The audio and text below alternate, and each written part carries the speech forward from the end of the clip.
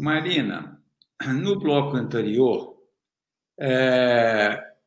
ficou evidente, mas eu vou fazer a questão de fazer esse destaque, principalmente porque vai que algum mestrando, algum doutorando, algum, inclusive, graduando, vê essa conversa com você e fica curioso. Eu acho fundamental a gente destacar como, sobre o mesmo rótulo, nós podemos estar falando de coisas diferentes.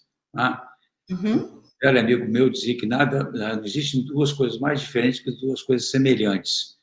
Quando se fala em privatização, eu tenho uma privatização no Brasil do sistema de telecomunicações, e eu tenho uma privatização na Espanha. Mas se alguém quiser também explorar a privatização na Índia, vai ter resultados completamente diferentes, ainda que os neoliberais insistam no mesmo rótulo, como se tivesse o mesmo conteúdo. Mas, na medida em que você vai explorando a sua experiência de FINEP, você vai explorando a sua trajetória acadêmica que sai das telecomunicações e agora migra para outro tipo de política industrial, e você migra para o complexo industrial da saúde, nós também estamos falando de política científica, tecnológica e industrial com conteúdos diferentes. Uhum. Me parece importante fazer esse chamamento, porque muitas vezes fica parecendo que está se falando a mesma coisa. A política industrial, científica e tecnológica das telecomunicações no Brasil, lá da época ainda dos militares, tinha um objetivo de ponta. Objetivo de ponta. A política científica, tecnológica, industrial da saúde no Brasil tem outro objetivo de ponta. Lá era prover a nós, classe média, com um aparelho telefônico fixo. Aqui nós estamos falando de uma outra coisa, nós estamos falando de um outro resultado, que agora a pandemia destaca. A pandemia destaca o quão benéfico foi se nós termos uma política científica, tecnológica voltada para o nosso sistema único de saúde, que é um sistema único no mundo. Como o nosso sistema de telecomunicações foi único no mundo num determinado momento, o nosso sistema de saúde é único no mundo, principalmente no formato que tem. Então, como é que a institucionalidade brasileira é flexível para isso? Porque uma coisa é a flexibilidade da academia, e aí fica claro na sua fala dessa flexibilidade no sentido de que eu continuo trabalhando, sim, sistema de inovação, sistema produtivo, mas eu migro de uma área para outra, eu migro do serviço de telecomunicações para o serviço de saúde, sem nenhum problema, porque o meu instrumental teórico permite. Mas como é que fica a institucionalidade, por exemplo, do Banco Nacional de Desenvolvimento Econômico e Social, da FINEP, do Ministério de Ciência e Tecnologia? Dá para você trabalhar um pouco isso para, espero, até inspirar novas monografias, novas dissertações, novas teses nestas áreas que não são tão caras? Tá, então, acho que começaria pelo seguinte: quando você fala, né, de privatização, né, eu acho que é bom a gente chamar a atenção disso, né? Quando você fala de privatização, você tem, não é uma visão, né, se é para privatizar ou não é para privatizar. Quando a gente analisa o processo de privatização das telecomunicações, que começa ali no início dos anos, né, essa discussão começa nos anos 80, mas ela de fato vai sendo implementada ao longo dos anos 90, principalmente na América Latina, nos países menos desenvolvidos. A discussão ali, por que privatizar? Porque, dado a especificidade tecnológica do setor de telecomunicações, que era relacionada a uma base analógica, né, até a década de 80, até as tecnologias digitais surgirem e passarem a se difundir pelos setores do complexo eletrônico como um todo, até a década de 80 você tinha uma estrutura de mercado que ela necessariamente ela era um monopólio, né? Não existia sentido do ponto de vista econômico você ter mais de uma empresa provendo serviços de telecomunicações. Ponto. No mundo inteiro era assim. O único país que você tinha um monopólio privado e não público era os Estados Unidos. Então, isso é uma questão que, né, ninguém discute. Era público porque só podia ser público, porque nenhuma empresa privada teria capacidade de fazer os investimentos para construir uma rede de telecomunicações até a década de 80. Na década de 90, esse cenário muda, né? Você tem uma transformação muito grande do ponto de vista tecnológico no setor de telecomunicações, que permite que os serviços passem a ser providos de forma economicamente viável por mais de uma empresa. Então, por isso, se decide privatizar. Então, a lógica de se deve privatizar ou não é essa. Não fazia mais sentido, a partir do surgimento e difusão das tecnologias digitais, você pensar num setor de telecomunicações que fosse dominado por uma única empresa. Por quê? Porque com as tecnologias que foram surgindo, a instalação, a construção de novas redes, ela passou a ser viável, né? As redes sem fio e todas as novas tecnologias que apareceram ali. Então, a questão de privatizar ou não era uma questão. Privatizar fazia parte do cenário, inclusive, dadas as restrições fiscais né, do governo ao longo da década de 80, depois, né, agravadas ao longo da década de 90. O problema é que a gente discutia muito naquele momento, mas era uma discussão difícil, né, na década de 90, porque a gente estava completamente dominado pela ideologia neoliberal, então a gente não podia falar de política industrial, a gente não podia falar de política de inovação, a gente não podia nem questionar o modelo de privatização. O que a gente fazia ali, eu, Márcio Voles, todo mundo que trabalhava com essa temática, né, a gente tentava dizer, olha, dessa maneira que está se modelando, né, não vai sobrar nenhuma operadora que possa servir de âncora para o resto do sistema e, ao mesmo tempo, vai atrair as operadoras internacionais que não têm nenhum compromisso, nem em termos de serviços, nem em termos, claro, né, operadoras que prestavam serviços de qualidade nos seus países, mas a gente não vai ter como garantir a continuidade do desenvolvimento produtivo, do desenvolvimento inovativo nesse setor. E a gente dizia, não faz sentido pensar numa privatização dessa maneira, né? Fragmentar o sistema e vender as partes, né? Tinham alguns autores, alguns especialistas que defendiam que a Embratel continuasse, né, nas mãos do Estado, ou que fosse privatizada por um grupo nacional, e várias outras né, estratégias foram pensadas. O fato é que a privatização foi feita num cenário nacional e internacional extremamente desfavorável, né, no final da década de 90, diversas crises internacionais nos países em desenvolvimento, então isso tudo estava afetando e estava trazendo um ambiente de extrema instabilidade. Então, o momento, né, o contexto que a gente estava vivendo ali no mundo não era favorável, principalmente para os países em desenvolvimento, mas o governo decide vender e vende, né, de acordo com esse modelo. E aí, hoje, né, tem muitas pessoas que ainda dizem assim, mas foi muito positivo, porque aumentou muito os serviços, naquela época não tinha serviço. Isso não é um resultado que se dá por conta da privatização, né? Isso é um resultado que se dá em função da mudança tecnológica, né, e dos reflexos do surgimento de novas tecnologias e da difusão das novas tecnologias no setor de telecomunicações e no provimento de serviços. Muito mais serviço, ou os serviços chegando ao alcance de muito mais pessoas, de muito mais cidadãos, era algo que aconteceria, fosse a empresa privada, fosse a empresa estatal.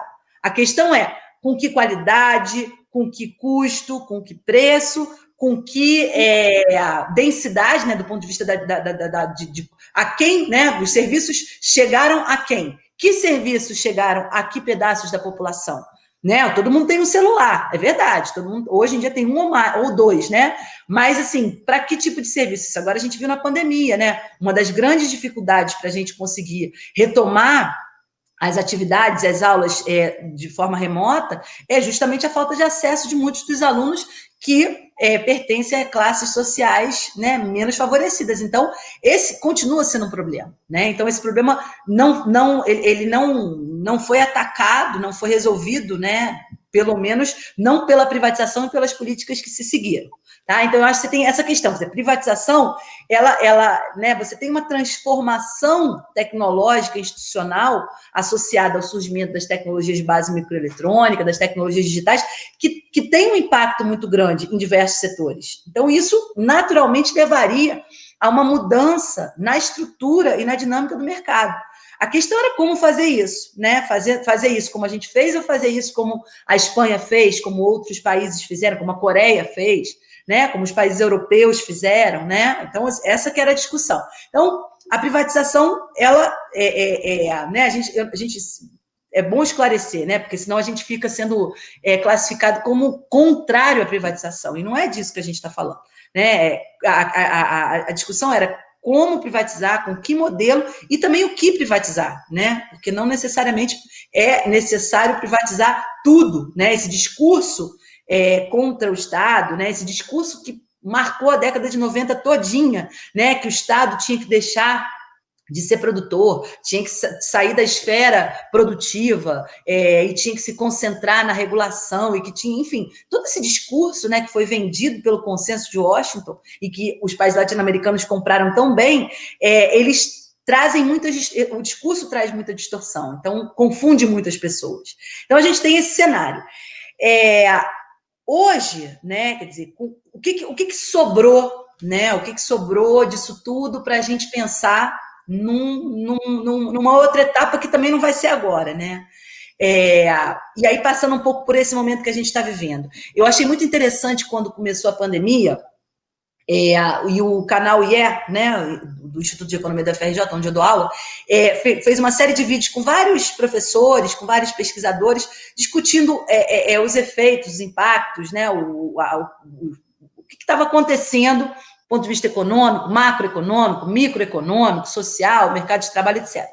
E aí eu fiz um desses vídeos para o canal IE, que ali logo no comecinho, deve ter sido ali por volta de maio, quando a gente não tinha ideia do que ia acontecer, o que me chamava muita atenção no começo da pandemia era ouvir de pessoas que tinham tradição em falar mal do Estado, falar mal das políticas públicas, falar mal, né, da mídia, todo, né, um grupo de especialistas ou de não especialistas, que todo mundo, né, vinha com aquele discurso que o Estado não tem dinheiro, de que o Estado está falido, de que o Estado tem que sair de todas as áreas, de que o Estado não pode promover nenhum setor específico, etc. e tal.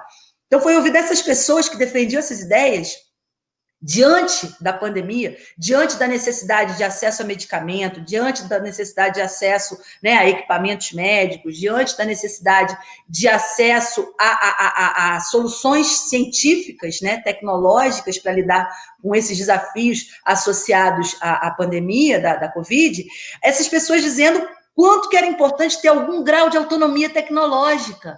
E aí você olhava e falava assim: quer dizer que é importante ter autonomia tecnológica. E como é que tem autonomia tecnológica, né? Como é que você tem autonomia tecnológica? Como é que você tem capacidade produtiva? Como é que você tem a margem de manobra para poder diminuir ou equilibrar o déficit comercial na área de medicamentos, de fármacos, né, da indústria farmacêutica como um todo? Como é que você faz isso?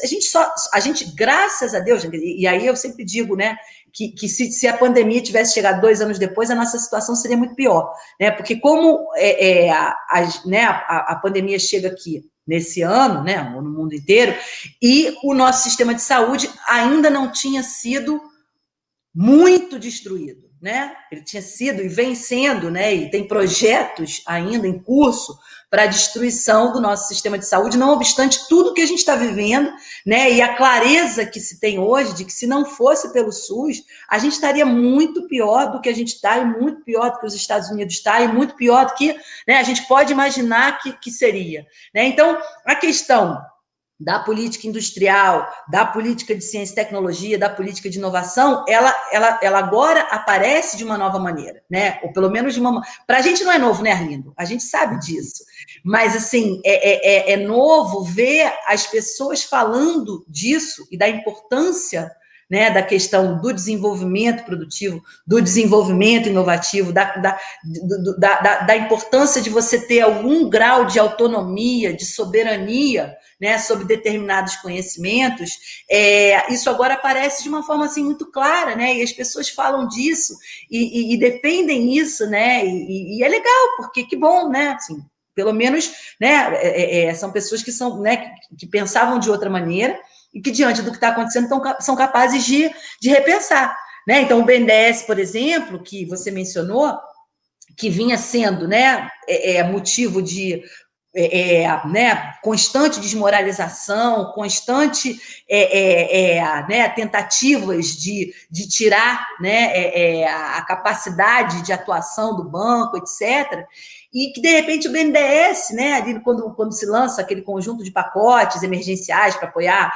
empresas, pequenas e médias empresas, grandes empresas, etc., o BNDES aparece como um grande instrumento de política anticíclica, né? Eu me lembro que ali logo no começo a gente fez um pequeno documento, não me lembro exatamente para quem que a gente fez, mas a gente fez um apanhado das principais políticas, medidas anticíclicas que estavam sendo tomadas ali por volta de maio, junho, e aí o BNDES aparecia como uma instituição assim super importante. E aí a gente falava, nossa, mas que coisa, né? Porque assim, é isso, né? Quer dizer, a gente tem um Banco Nacional de Desenvolvimento Econômico-Social que assim, tem uma capacidade enorme, né? Assim como a FINEP, mais voltada para a área de inovação, para a área de ciência, tecnologia e inovação, de forma mais ampla, são instituições que são poderosíssimas. Agora, são instituições que vêm sofrendo progressivamente, né, com tentativas de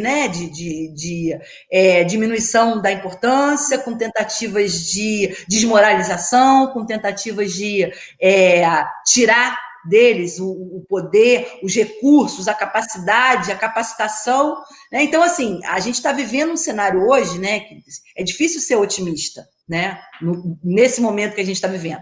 Eu acho que hoje o que a gente tem que pensar é uma estratégia que venha depois, né? Quer dizer, essa coisa da eleição americana, de alguma forma, né, traz alguma esperança, né, de que essa história pode ter fim, né? Quer dizer, por mais que seja difícil, por mais que essa coisa, né, essa visão que a gente, né, nós aqui não conseguimos entender como é que se difunde, como é que as pessoas, né, podem pensar em votar no Bolsonaro, né, dando nome aos bois, podem pensar em votar no Trump, mas as pessoas pensam, né, assim, muitas pessoas pensam.